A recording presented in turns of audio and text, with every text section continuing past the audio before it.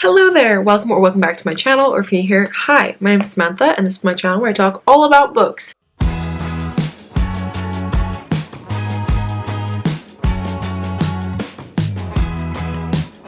Anyway, today I'm coming to you with my final end of the year / beginning of the year videos. Today I'm coming to you with my best books of 2022. So these are going to be my favorite books that I read last year. It doesn't necessarily mean that they were published last year. I don't know actually if any of them were, but anyway, they're books that I read last year and my favorite ones of the bunch. Last year I read 56 books, although I actually DNF'd 6 books, so I finished 50 books. And so from those 50 books that I finished, I've managed to choose 7 books to talk about today, my favorites. I did already post my worst books of the year, so if you're interested in checking that out, you can go ahead and click in the card up here and it will take you to that video, so you can watch it before or after, whenever you want. Obviously that's the more negative version, and today we're talking about the positives, the books that I loved and I think you should read. Anyway, let's get into it. So the first book I'm going to talk about is Anxious People by Frederick Bachman. I read this book in, I think, February or March. I read it a long time ago actually, and I really loved this book. It basically follows a group of characters who are stuck in a room together after a bank robbery gone wrong. So it's the hostages and then the person who took the people hostage, and we get like the time when they're in the room, but we also get the perspective of the police interviews happening after the fact. Like, it sounds like it's like a thriller,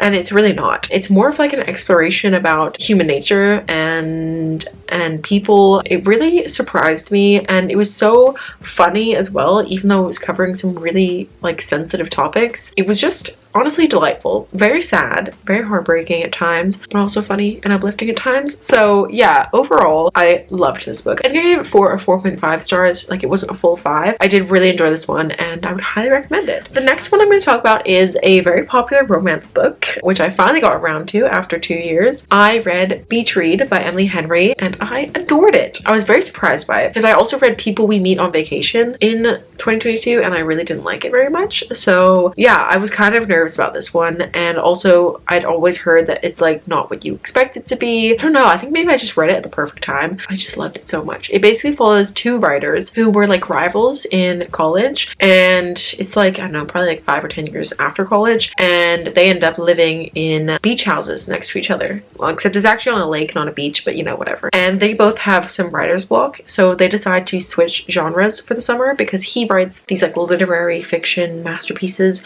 and she writes romance, and she feels like he really looks down upon her romances that she writes, and so it's kind of an enemies to lovers romance. But then also the main character January is grieving the loss of her father, and also she found out some information about her father right after he died that kind of changed her opinion on him, and I thought that all that was really interesting and added a nice layer to the story. It wasn't just like a straight up romance, like there were some darker themes in it, and I loved it. I thought it was really cute, very spicy at times. I enjoyed it. It made me want to go camping.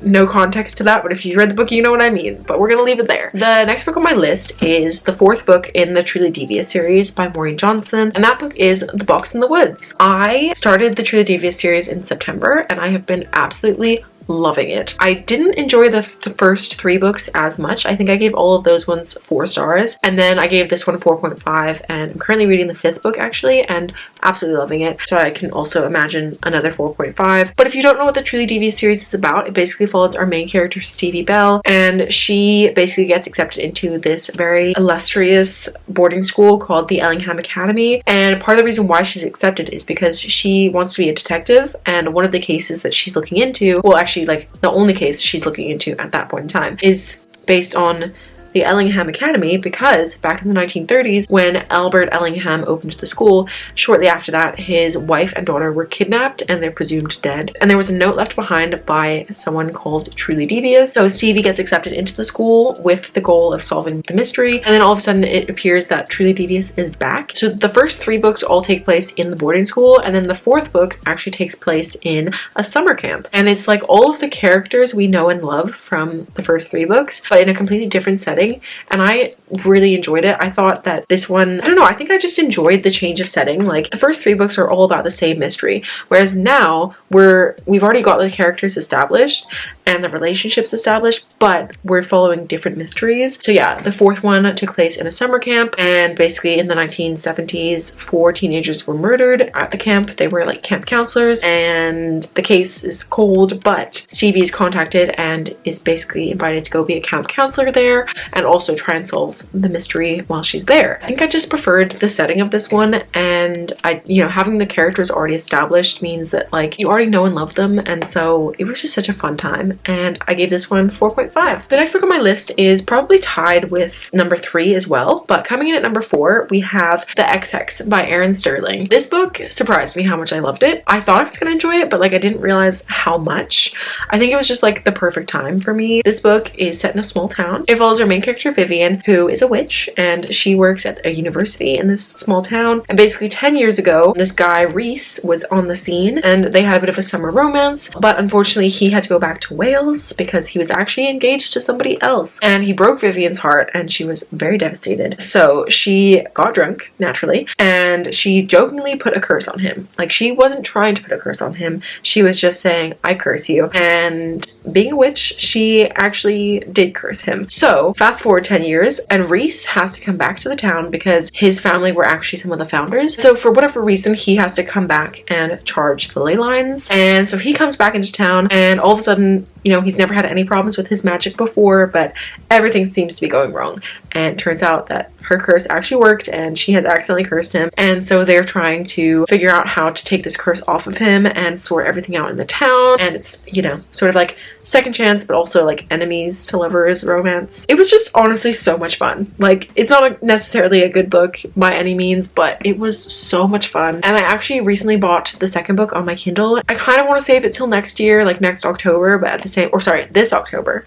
Sorry, we're in 2023. I kind of want to save it till October, but also I kind of want to read it. So we'll see. Maybe I'll read it in February. I think I gave that 4.5 as well. Coming in at number 3 on my favorite books of the year is Mistborn by Brandon Sanderson. Actually, it's the first book, The Final Empire. The first book in the Mistborn trilogy, which I know is not a trilogy. It's like a couple of trilogies, like it's a longer series than it seems, but it starts off with just 3 books. And I have been putting this book off for the longest time. And I don't know why. I do know why. It's because it's, it's adult high fantasy. And I was intimidated. I'm not gonna lie. I was very intimidated by it, but I loved it so much. It basically follows quite a big cast of characters, but our main focus is on these two called Vin and Kelsier. And basically it's set in this world where probably like 1,000 years ago, there was this battle. And basically the Dark Lord won the battle. And so now he's like called the Lord Ruler. And the world is kind of set up into different like hierarchies. So we have like the noblemen, and then we have below that is the ska. There's basically just like 2 categories. There's the noblemen, and then there's the ska. And the ska are basically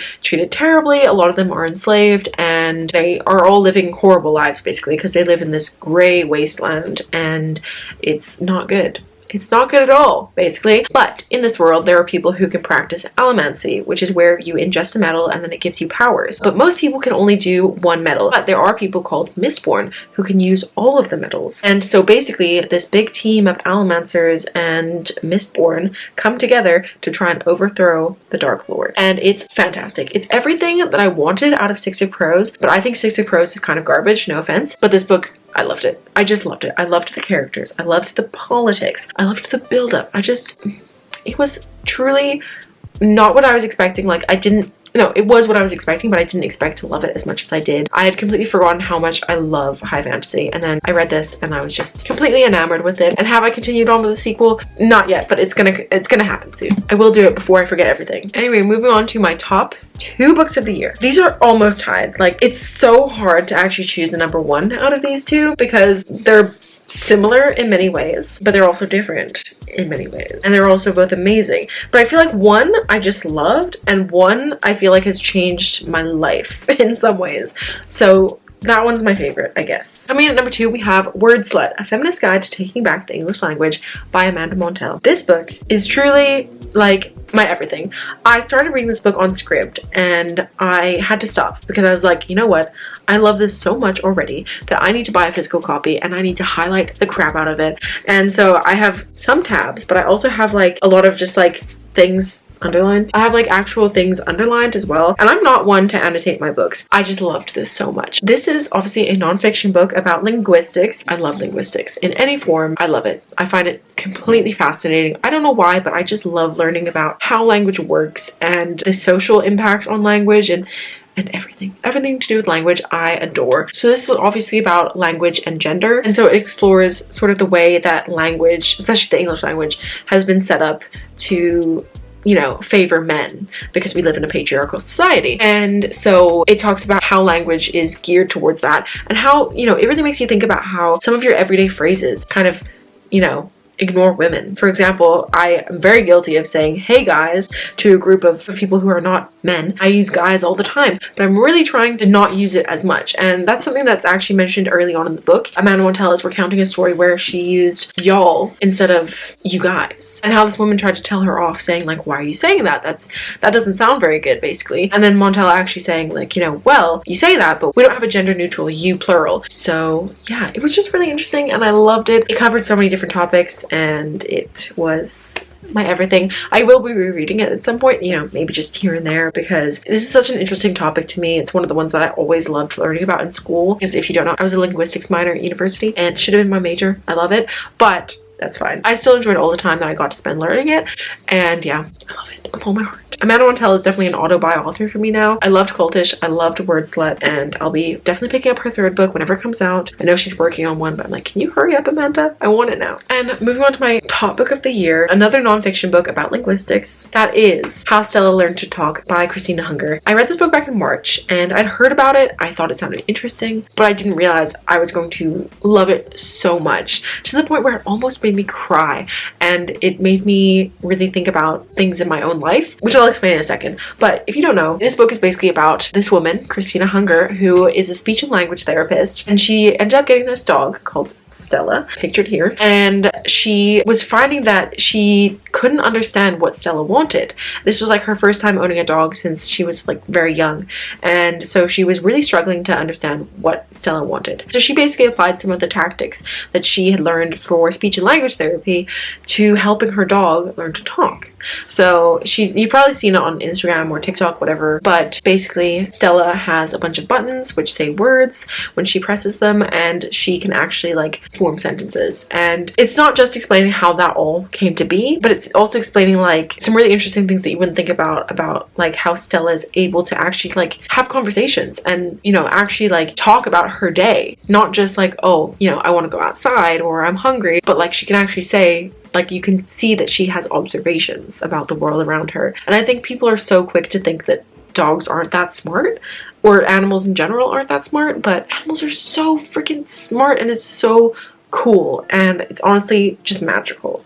It's truly magical to me, the way that this all played out. I loved it so much. And the reason why I say that this book changed my life is because it made me think about a career in speech and language therapy. And I'm still deciding on whether or not I want to do that, but it is now on my radar as a possible career for me, like going back to university and doing a master's in speech and language therapy. And it's all because of this book. If I hadn't read this book, I would not even have ever thought about it for myself. Now I'm like really considering it, and it's all thanks to this book. So yeah. Anyway, so those were my favorite books of 2022. I feel like I had such a weird reading year where I reread so many books. I enjoyed them, but obviously they weren't new to me, so it wasn't quite the same as reading a new book and finding a new favorite. And yeah, I feel like, I don't know, I just feel like I didn't have the best reading year. But then when you look at it, my ratings were like not that bad. But as I said in my goals video, this year I'm really focusing on quality over quantity, and I really want to try and read books that, you know, really interest me and that I really think I'm gonna love. But anyway, those were my favorite books of the year, so please let me know what some of your favorite books were down below. I would love to know. But anyway, that's all that I have for this video, so I hope you liked it. If you did, please give it a thumbs up. If you're new here, feel free to subscribe down below, and I'll see you very soon with another video.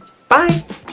You in the backyard of your old farm in the summer. Stayed there for 3 weeks where we learned to love each other. Wrote you letters, sent a message to the that day. Skip to the present.